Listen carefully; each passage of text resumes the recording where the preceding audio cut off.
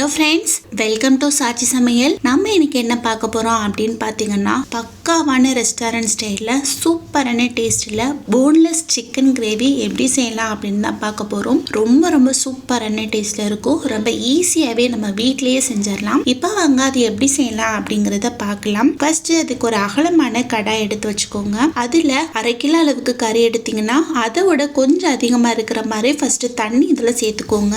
ஏன்னா சிக்கன் நமக்கு நல்லா வெந்து வரணும். அதனால அதை விட கொஞ்சம் அதிகமாக இருக்கிற மாதிரி தண்ணி சேர்த்துக்கலாம். அந்த தண்ணியில் பார்த்தீங்கன்னா நான் இன்னைக்கு ஒரு 1/2 கிலோ அளவுக்கு சிக்கன் எடுத்து நல்லா கிளீன் பண்ணி வச்சிருக்கேன். அதை இதில் சேர்த்துக்கலாம். இது போன்லெஸ் சிக்கன் அப்படின்றனால எலும்பு எதுவுமே இல்லாத கறியா பார்த்து வாங்கிக்கோங்க. அப்பதான் டேஸ்ட் சூப்பரா இருக்கும். அடுத்ததான் அந்த கறி கூட பிரிஞ்சி இலை, பட்டை, ஏலக்காய், கிராம்பு, மராட்டி மூக்கு இது எல்லாம் எடுத்து வச்சிருக்கேன். அதை இதில் சேர்த்துக்கலாம். அடுத்ததா ஒரு 1/2 ஸ்பூன் அளவுக்கு மஞ்சள் தூள், 1 ஸ்பூன் அளவுக்கு கரம் மசாலா, ஒரு 1/2 ஸ்பூன் மிளகு, 1 ஸ்பூன் இஞ்சி பூண்டு விழுது, இதுக்கு தேவையான அளவு உப்பு, இது எல்லாத்தையும் போட்டு நல்லா மிக்ஸ் பண்ணி விட்டுட்டு அடுப்பை நல்ல மீடியம் ஃப்ளேம்ல வச்சு மூடி வச்சிருங்க. இந்த சிக்கன் ஓரளவுக்கு வெந்து வரட்டும். இப்போ ஒரு 5 நிமிஷம் கழிச்சு ஓபன் பண்ணி பார்த்தீங்கன்னா இதுல இருந்து நல்ல கொதி எழும்பி சிக்கன் ஒரு 1/4 பாகத்துக்கு நல்லா வெந்து வந்திருக்கும். இப்போ இந்த தண்ணி ஓரளவுக்கு நல்லா வத்தி வரணும். அதாவது சிக்கன் தெரியற அளவுக்கு வத்தி வரணும். அதனால ஒரு 10 நிமிஷம் ஓரளவுக்கு நல்ல மீடியமான ஃப்ளேம்ல வச்சு மூடி வச்சிருங்க. நம்ம ஊத்துன தண்ணி ஓரளவுக்கு நல்லா வத்தி வரட்டும். இப்போ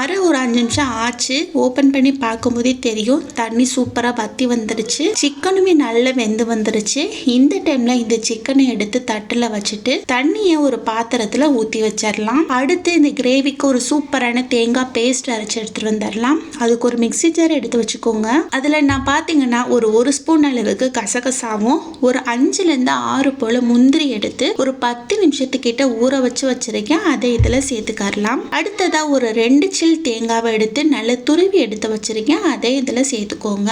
அடுத்ததா ஒரு 1/2 ஸ்பூன் அளவுக்கு வெள்ளை எள்ளு எடுத்து வச்சிருக்கேன். அதை இதில் போட்டு நல்ல பேஸ்ட் கணக்காக அரைச்சி எடுத்து ஓரமாக வச்சுக்கலாம். அடுத்ததா நம்ம எடுத்து வச்ச சிக்கன் பாருங்க ஓரளவுக்கு நல்லா ஆறி வந்துருச்சு. இப்போ இந்த சிக்கன் துண்டுகளை அப்படியே போடாம கையை வச்சு இது மாதிரி நல்லா உதுத்து போட்டுக்கோங்க. உதுத்து போட்டு நம்மளுக்கு சிக்கன் கிரேவி செய்யும் போது ரொம்ப சூப்பரான டேஸ்ட்ல இருக்கும். ரொம்ப பொடிசா உதுத்து போடாம ஒரு சிக்கனை 2-3 பீஸா இருக்கிற மாதிரி உதுத்து போட்டுக்கோங்க. கரெக்டா இருக்கும். இப்போ இதை எடுத்து ஓரமா வச்சுக்கலாம். அடுத்து நம்ம சிக்கன் கிரேவி செய்ய ஸ்டார்ட் பண்ணிடலாம். அதுக்கு ஒரு கடாய் எடுத்து வச்சு அதுல ஒரு 2 ஸ்பூன் அளவுக்கு எண்ணெய் சேர்த்துக்கலாம். எண்ணெய் நல்லா காஞ்சதும் இதுல 1 ஸ்பூன் சோம்பு, அடுத்ததா ஒரு 2 கிட்ட மீடியம் சைஸ் அளவு பெரிய வெங்காயமா எடுத்து கட் பண்ணி வச்சிருக்கேன். அது அடுத்து ஒரு 3 பச்சை மிளகாவை நல்லா பொடிசா கட் பண்ணி வச்சிருக்கேன். அதே இதுல போட்டு அடுப்பை நல்ல மீடியம் ஃப்ளேம்ல வச்சு வெங்காயம் ஓரளவுக்கு நல்லா பச்சை வாசனை எல்லாம் போயிட்டு வதங்கி வர வரைக்கும் வதக்கி விட்டுக்கலாம். இப்போ ஒரு 2 to 3 நிமிஷத்துக்கிட்ட ஆயிடுச்சு.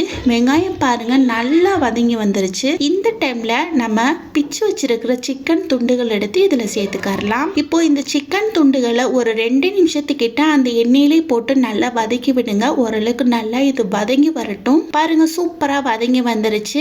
இந்த டைம்ல இதுல ஒரு 1/2 ஸ்பூன் மஞ்சள் தூள், 1 ஸ்பூன் கரம் மசாலா, 1/2 ஸ்பூன் மிளகு தூள், 1/2 ஸ்பூன் ஜீரகத்தூள், ஒரு 2 ஸ்பூன் அளவுக்கு மிளகாய் தூள், ஒரு 2 ஸ்பூன் அளவுக்கு குழம்பு மல்லித்தூள், அடுத்ததா ஒரு பெரிய சைஸ் அளவு தக்காளி பழமா எடுத்து நல்ல பேஸ்ட் மாதிரி அரைச்சு வச்சிருக்கேன். அது ஒரு ஸ்பூன் அளவுக்கு இஞ்சி பூண்டு விழுது, ஃப்ரெஷ்ஷா உருவுன ஒரு கொத்து கருவேப்பிலை, இது எல்லாத்தையும் போட்டு அந்த சிக்கன் கூட நல்லா மிக்ஸ் பண்ணி விட்டுக்கலாம். பாருங்க சூப்பரா இது நல்லா மிக்ஸ் ஆகி வந்துருச்சு.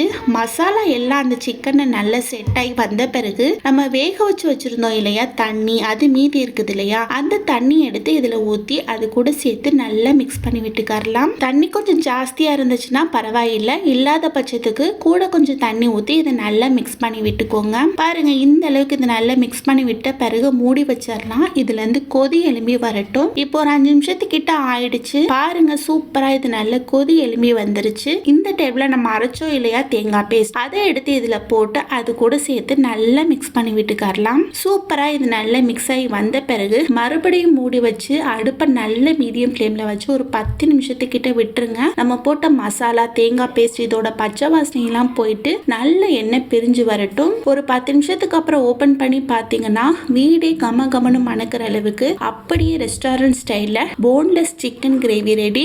கடைசியாக கொஞ்சமாக கொத்தமல்லி இலை தூவி அதையும் சேர்த்து நல்லா மிக்ஸ் பண்ணி விட்டுட்டு சர்வ் பண்ணிக்கோங்க. செம்ம டேஸ்ட்டாக இருக்கும். கண்டிப்பாக ட்ரை பண்ணி பாருங்கள். ட்ரை பண்ணி பார்த்துட்டு எப்படி இருந்தது அப்படிங்கிறத கமெண்ட் பாக்ஸில் கமெண்ட் பண்ணுங்கள்.